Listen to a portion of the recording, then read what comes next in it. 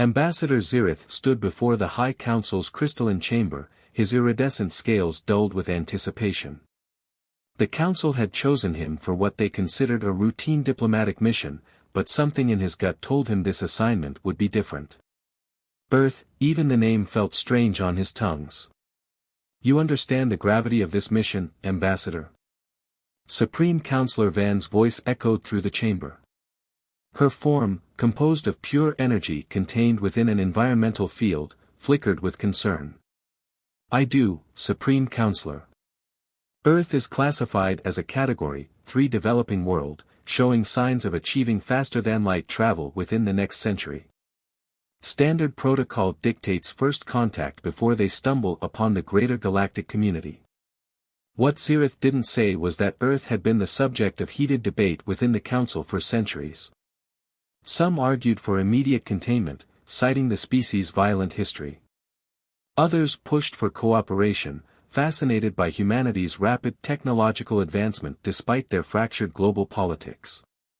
The mission seemed simple enough: make contact with Earth's leaders, establish diplomatic relations, and begin the process of introducing them to galactic society. The Confederation had done this thousands of times before with other species. They had protocols, procedures, contingencies for every possible scenario. Or so they thought. Ziritha's ship emerged from fold space near Earth's moon, its quantum camouflage rendering it invisible to human detection systems. The ambassador took a moment to study the blue planet below. Such an unremarkable world to have produced such a remarkable species. His research team had prepared extensive briefings on human culture, politics, and psychology. Humans were territorial but capable of cooperation. Aggressive but also compassionate. Technologically primitive by Confederation standards, yet advancing at an unprecedented rate. The first sign that this mission would be different came during his initial scan of Earth's communications network. His ship's AI reported anomalies, encryption protocols it couldn't break, energy signatures that shouldn't exist, and scattered references to something called Project Prometheus. Following protocol, Zirith transmitted his arrival message to Earth's United World Council, the planet's closest thing to a unified government. The response came faster than expected, and its contents made his primary heart skip a beat. Welcome, Ambassador Zirith. We've been expecting you. Please proceed to the following coordinates. And yes, we can see your ship. Impossible. The quantum camouflage was based on technology that should be centuries beyond human capability. Yet as his sensors swept the planet again, he detected something else, a network of advanced satellites that hadn't been there moments before, emerging from what appeared to be dimensional pockets. As Ziritha's ship descended through Earth's atmosphere, following the provided coordinates, he received a full data packet from Earth. What he read made his scales ripple with disbelief. The humans hadn't just been waiting for the Confederation, they had been preparing. The landing zone was a massive facility hidden within Mount Fuji, its entrance appearing from seemingly nowhere as his ship approached. Inside, he found not the primitive landing bay he expected, but a state-of-the-art facility that rivaled anything in the Confederation. Dr. Sarah Chen, Earth's chief diplomatic officer, greeted him with a knowing smile. Ambassador Zirith, welcome to Earth. I believe we have much to discuss about the Confederation's somewhat outdated assessment of our capabilities. The facility hummed with energy signatures his sensors couldn't identify. Human personnel moved with practiced efficiency, their technology an impossible blend of familiar and utterly alien designs. On a nearby holographic display, he saw what appeared to be a human ship emerging from a fold space portal, except it used an entirely different method than any he'd seen before. You see, Ambassador, Dr. Chen continued, leading him through corridors lined with technology that shouldn't exist, we discovered something rather interesting about 20 years ago. Something that fundamentally changed our understanding of physics, consciousness, and reality itself. We've been keeping it quiet, watching the Confederation watch us, waiting for the right moment. Zirith felt his carefully prepared diplomatic approach crumbling. The humans hadn't just advanced beyond expectations, they had taken an entirely different path of technological evolution. His mission parameters were based on dealing with a pre-FTL civilization. Nothing in his briefings had prepared him for this. The depths of Mount Fuji's hidden facility seemed to defy physics itself. As Ambassador Zirith followed Dr. Chen through a series of seemingly impossible spaces, his sensory organs struggled to process what he was witnessing. Rooms that were larger inside than outside. Corridors that bent in ways that should have intersected but didn't. Technology that operated on principles his most advanced scanning equipment couldn't begin to comprehend. What you're experiencing, Dr. Chen explained, noting his distress, is what we call quantum architecture. The facility exists in multiple dimensional states simultaneously. It took us a while to get used to it too. A group of human scientists passed by, discussing something called consciousness-driven probability manipulation. Their casual conversation about bending reality itself made Ziritha's scales flutter with anxiety. The Confederation had always assumed that technological advancement followed a predictable, linear path. Humanity had somehow found a different route entirely. 20 years ago, Dr. Chen continued, leading him into a vast chamber filled with swirling, ethereal displays, we discovered something in the human genome that nobody expected. A dormant sequence that responded to specific quantum frequencies. When activated, it allowed us to perceive, and eventually manipulate, reality in ways that transformed our understanding of everything. The chamber they stood in appeared to be some kind of control center, but unlike anything in the Confederation. Instead of conventional interfaces, humans stood in circles of light, their thoughts and intentions directly influencing the machinery around them. Zirith watched in astonishment as a young operator seemingly rewrote the laws of physics within a contained field, testing what appeared to be a new form of propulsion. The Confederation's technology is impressive, Dr. Chen acknowledged, but it's built on the assumption that consciousness is a byproduct of physical processes. We discovered the opposite, that consciousness is fundamental, and physical reality is more malleable than anyone suspected. Ziritha's diplomatic training warred with his growing sense of unease. The Nexus artifact, he began cautiously, how long have you known about it? Dr. Chen's expression grew serious. We detected its activation 3 years ago. We also detected the entities it was warning about. The Void Hunters, as we call them. They're already closer than your council realizes. The ambassador's hearts raced. The Void Hunters, the Confederation's term for them was far more academic but no less terrifying, were supposed to be a secret known only to the highest levels of government. The fact that humans not only knew about them but had detected them independently was impossible to ignore. Show him, came a new voice. A tall, distinguished human male entered the chamber. Show him what we can really do. Dr. Chen nodded. Ambassador Zirith, meet General Marcus Hayes, head of Earth's Defense Initiative. She gestured to a nearby display, which transformed into a three-dimensional map of the galaxy. What you're about to see is why we've been maintaining our technological facade. The map zoomed in on a region of space far from Earth. Zirith recognized it instantly, the Carina sector, where the Nexus artifact had been discovered. But what he saw there made no sense. According to the display, vast networks of human quantum sensors and defense platforms already existed in the region, completely undetected by the Confederation. Impossible, Zirith whispered. Our surveillance of that sector is absolute. Nothing could. Nothing using conventional spacetime could, General Hayes corrected. But our technology doesn't rely on conventional anything. We've been preparing defense networks throughout the galaxy for years, operating in dimensional spaces your sensors can't detect. Dr. Chen touched a control, and the display shifted to show something that made Ziritha's biological processors struggle to interpret. It appeared to be a weapon, but it violated every principle of physics he understood. The Void Hunters aren't just coming, she explained. They're already here, in a manner of speaking. They exist in what we call null space, a realm of non-existence that intersects with our reality. Conventional weapons, no matter how advanced, can't touch them. But we've found a way.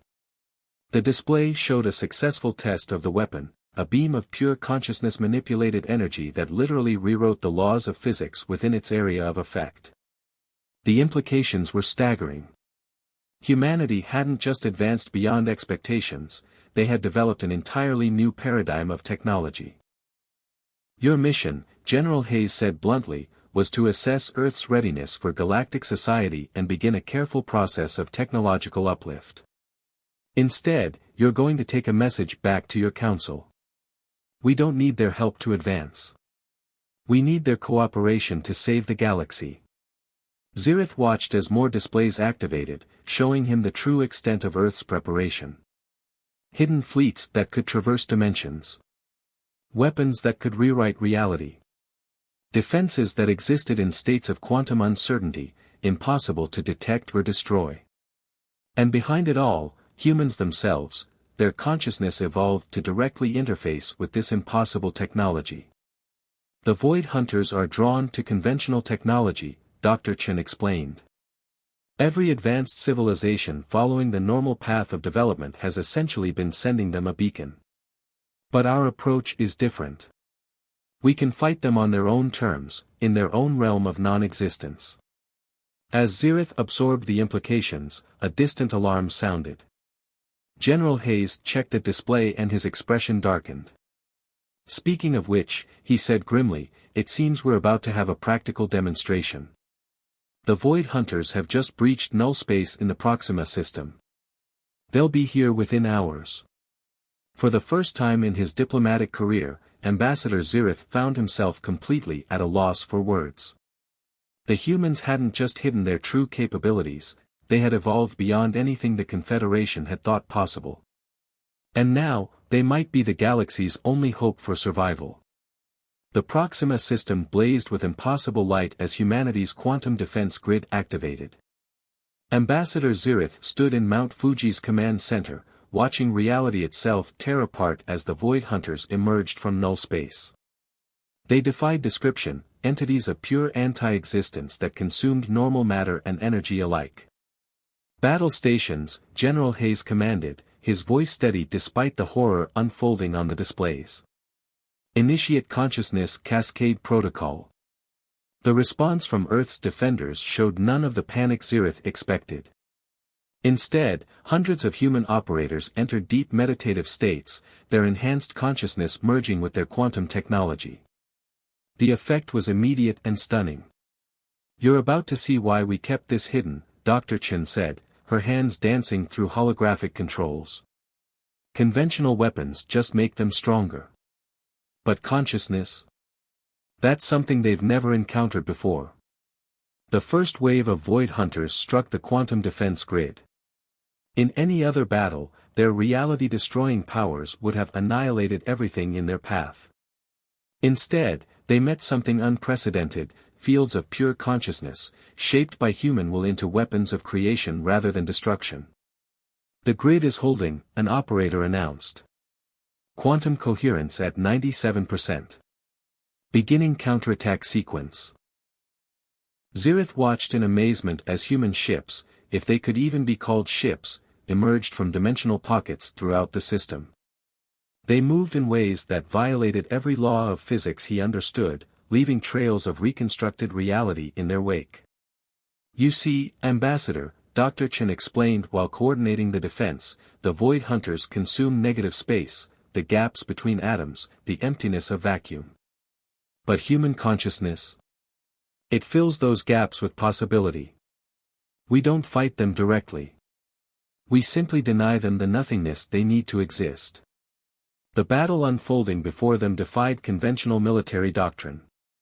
Human defenders didn't dodge attacks, they simply shifted the probability of being hit to zero. They didn't fire weapons, they rewrote local spacetime to make the Void Hunters' existence impossible. But even with their impossible technology, humanity was being pushed to its limits. A Void Hunter broke through the defensive line, its non-existence consuming a quantum platform.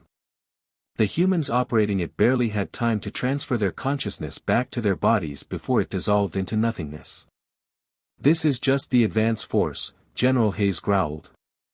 Their main fleet will be here within hours.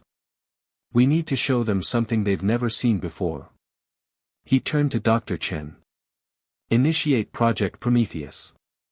The name sent ripples of activity through the command center. Dr. Chen's expression was grim but determined. Are you sure? We've only tested it in simulations. We're out of options. Ambassador, Hayes turned to Zirith, you might want to prepare yourself. What you're about to see will change everything you think you know about human potential. Throughout the facility, thousands of human consciousness-enhanced operators linked their minds together. The quantum architecture of Mount Fuji itself began to pulse with energy that Ziritha's sensors couldn't quantify. The combined consciousness of humanity's defenders began to take physical form. Project Prometheus isn't a weapon, Dr. Chen explained as reality itself seemed to bend around them. It's the next step in human evolution. We're not just fighting the Void Hunters, we're rewriting the fundamental laws of existence to make their invasion impossible. The combined consciousness of Earth's defenders reached out across space, ignoring conventional limitations of distance and time. Where it touched, reality itself became solid, defensible, immune to the Void Hunters' negative space attacks. It was creation itself weaponized against entropy. But the strain on the human operators was immense. Zirith watched as their physical forms began to show signs of stress, nosebleeds, trembling hands, eyes glowing with impossible energy. They were burning themselves out to save not just Earth, but the entire galaxy. This is what we've been preparing for, General Hayes said quietly. Not just to defend ourselves, but to change the rules of the game entirely. The Void Hunters consume reality by exploiting its emptiness. We're teaching reality to fight back. The tide of battle began to turn. The Void Hunters, encountering a form of resistance they had never faced in all their eons of consumption, began to retreat. But victory came at a terrible cost. Dozens of human operators collapsed, their minds nearly burnt out from channeling such vast cosmic forces. As the immediate threat receded, Dr. Chen turned to the ambassador.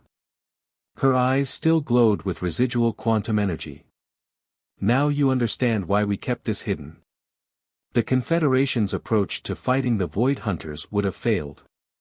Sometimes the only way to win is to change the nature of the game itself. Zirith looked at the exhausted but triumphant humans around him, finally understanding the true scope of their achievement. They hadn't just developed new technology, they had evolved into something that could reshape reality itself. The implications would shake the foundations of galactic civilization. But as emergency medical teams rushed to treat the burned-out operators, a new alert sounded. The main Void Hunter fleet wasn't retreating, it was regrouping. And this time, they were bringing something even humanity's quantum defenses might not be able to stop. Mount Fuji's command center pulsed with emergency alerts as the main Void Hunter fleet approached. The dimensional sensors revealed something that made even the battle-hardened General Hayes pause, a cosmic horror that dwarfed anything they'd faced before. Dear God, Dr. Chen whispered, her hands trembling above the quantum interface. They've weaponized a black hole. They're using it to tear apart the fabric of spacetime itself. The void-corrupted singularity twisted through space like a cancer in reality's flesh, its event horizon corrupted by the Void Hunters' impossible physics. Behind it came their main fleet, vast beyond comprehension, riding waves of unreality that consumed everything in their path. Ambassador Ziritha's biological processors nearly shut down trying to comprehend the scale of the threat. This is beyond anything the Confederation ever predicted.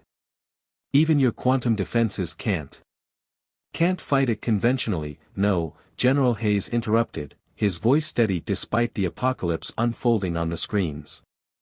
But we've got one last card to play. He turned to Dr. Chen. Initialize the Lazarus Protocol. The color drained from Dr. Chen's face. Sir, the Lazarus Protocol is theoretical. We've never even tested it in simulation. The energy requirements alone would drain every quantum reactor on Earth. Hayes finished. Yes. But if we don't try, there won't be an Earth left to power. He turned to the command center staff. Begin evacuation of all non-essential personnel. Everyone who stays does so voluntarily. Zirith watched in confusion as most of the human staff quickly but calmly left their posts. Those who remained had a look in their eyes he'd never seen before, not fear, not determination, but something transcendent. The Lazarus Protocol, Dr. Chen explained as she initiated complex sequences of quantum commands, is based on a discovery we made about consciousness itself. We found that human awareness doesn't just observe reality, it participates in its creation. And if enough minds focus with enough intensity, we can rewrite the operating system of the universe itself, Hayes finished. Not just locally, like our quantum weapons do, but fundamentally. Permanently. The remaining human operators linked their consciousness into the quantum network. But this time, instead of projecting their power outward, they turned it inward, diving deep into the quantum substrate of reality itself. What you're about to witness, Dr. Chen said to Zirith, her voice strained as she joined the consciousness link, is either humanity's greatest achievement or our final mistake. Either way, the universe will never be the same. The void-corrupted black hole drew closer, its impossible physics beginning to tear apart Earth's defensive screens. But the humans didn't appear concerned. Instead, their linked consciousness dove deeper into reality's foundation, past the quantum foam, past the zero-point field, to something even more fundamental. Reality, Hayes said, his eyes glowing with quantum fire, is just information. The laws of physics are just code. And code can be rewritten. The combined consciousness of Earth's defenders reached the bottom layer of existence itself. And there, in the foundation stones of the universe, they began to make changes. The effect was subtle at first, quantum fluctuations that seemed to stabilize rather than chaos. Then reality itself began to shift. The void-corrupted black hole's impossible physics suddenly found itself operating in a universe where its basic assumptions no longer held true. We're not fighting them, Dr. Chen gasped, blood trickling from her nose as she channeled impossible energies. We're changing the nature of existence itself. Making it hostile to them. The Void Hunters reacted with something akin to panic as their fundamental nature began to unravel. The weaponized singularity, trying to operate with physics that no longer existed, collapsed in on itself. Their fleet, built on principles that the universe now rejected, began to dissolve. But the strain on the human operators was catastrophic. One by one, they collapsed, their minds burning out from channeling such vast cosmic forces. Yet each sacrifice strengthened the change they were writing into reality's core. Zirith watched in awe as humanity rewrote the basic laws of physics across an entire sector of space. The Void Hunters weren't just being defeated, they were being written out of possibility itself. Their very nature was being made impossible by the new rules humanity was coding into existence. As the last of the Void Hunters dissolved into quantum foam, Dr. Chen collapsed into a nearby chair, her eyes still flickering with residual energy. "We did it," she whispered. "We changed the game. But the cost." The command center was littered with unconscious or dead operators, their minds burned out from touching the absolute. But they had achieved something unprecedented, they had proved that reality itself could be reprogrammed. General Hayes, looking decades older but satisfied, turned to the stunned ambassador. "Now you understand why we kept this hidden. It's not about technology or weapons. It's about humanity's ultimate potential, the power to rewrite reality itself." Zirith looked at the transformed humans around him, finally understanding that he wasn't just witnessing a military victory. He was seeing the birth of something new, a species that had transcended the bounds of physical law itself. But as the emergency teams rushed to treat the fallen operators, a new realization dawned. The changes they had written into reality were spreading, cascading through space-time. The universe itself was beginning to wake up, and it would never be the same again. Ambassador Zirith stood before the Galactic Council once again, but everything had changed. The crystalline chamber felt primitive now, its advanced technology almost quaint compared to what he had witnessed on Earth. The council members waited expectantly, unaware that his report would shatter their understanding of reality itself. Honorable Council, he began, his scales shimmering with residual quantum energy from his time on Earth. My mission to assess humanity's readiness for galactic society has evolved beyond its original scope.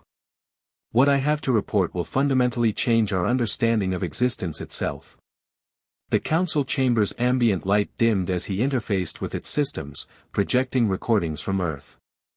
The council members watched in stunned silence as humans wielded consciousness itself as a weapon, rewrote physics, and fundamentally altered the nature of reality. The humans, he continued, are not what we thought they were. They discovered something we overlooked, that consciousness itself is not a byproduct of reality, but its foundation.